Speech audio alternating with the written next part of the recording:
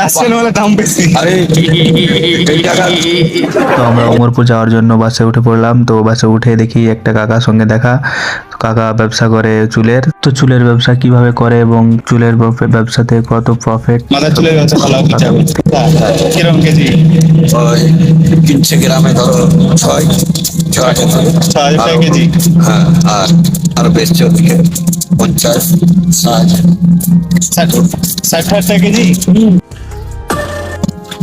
জায়গা আছে, জায়গা হিসাবে জায়গা হিসাবে দাম। আর হচ্ছে তো আমাদের এই জায়গার চুল আর ওই বাইরের চুল এখন ওদিককার চুলের দাম কম। इंडियन চুলের দাম কম আর রাশিয়ান চুলের দাম। হ্যাঁ, समझ रहे हो? समझ रहे हो आप? কেন আমাদের হ্যাঁ সব কথা কোটা রাশিয়ান বলে দাম বেশি। আরে এই জায়গা চুলের সঙ্গে মিশবে না। ওদের চুল আলাদা, আমাদের চুল আলাদা তো।